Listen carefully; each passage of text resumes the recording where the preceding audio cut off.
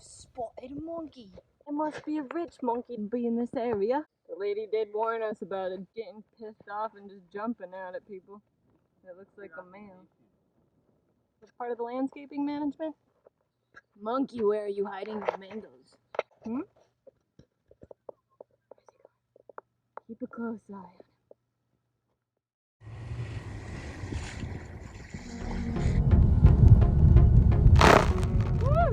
So far this journey, after leaving the US Virgin Islands, we have headed to the British Virgin Islands, the French and Dutch island of Saint Martin, the Dutch islands of Saba and Statia, and now in this episode, we're about to explore the smallest country in the entire Caribbean, St. Kitts and Nevis.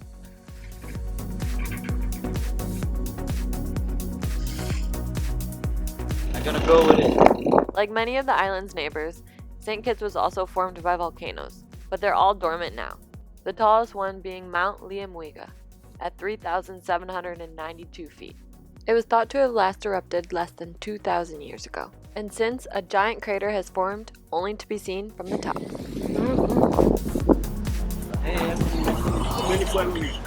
Like many other energetic visitors, we too spent the entire day hiking the mountain and checking out the must-see view from above. Bus just dropped us out. We're right at the access road to the trail. Been waiting for this moment. I love his love. The islands of St. Kitts and Nevis are known for their fertile lands, tropical forests, and friendly locals. However, there's a lot more to this island paradise than meets the eye. As seen in the beginning of this episode, individual monkeys and colonies of them can be easily spotted scampering freely beside the roads and beaches. However, in the jungle, you could be surrounded by them and not even notice.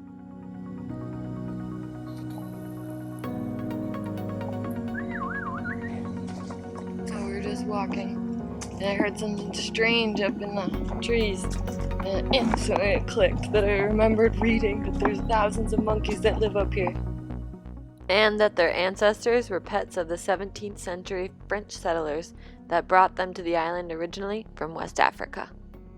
Records suggest that they soon escaped to establish a native population, and they've been thriving on the island ever since. But here we are, 2,750 feet up already. Just gotta get to that 38. We are going off EarthMate InReach maps. And hopefully they take us the right way. Up in the rainforest. It's raining.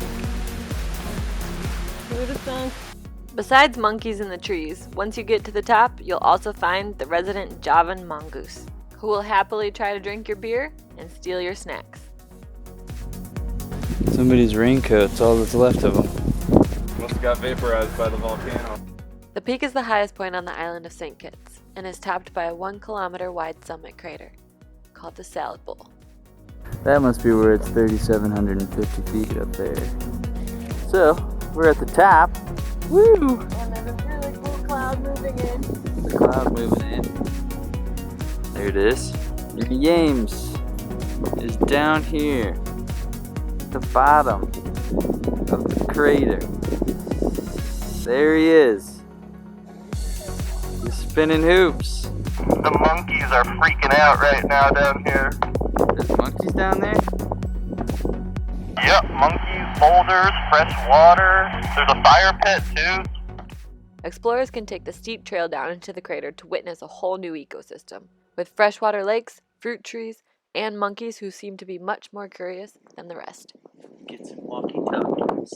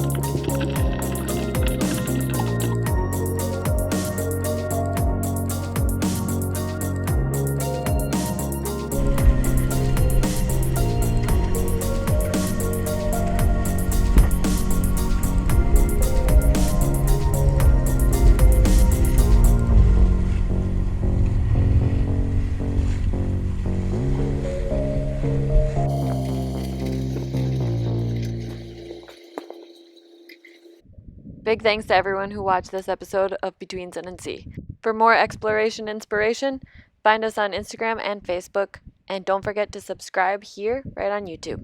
If you liked the video, please share it with your friends, and until next time, go have fun. Check-in was super easy. Only thing different from this one and the last dozen check-ins that we've done is that they actually did ask how many pets we had declared, and they made us do a health certificate, made sure there was no illnesses or deaths on board. I put that we had one cat, but they didn't ask any questions. That was good. Immigration. Yeah, but once again, customs and immigration are never together. Every single island don't work together. You usually have to wait for immigration or go to a different spot to find them.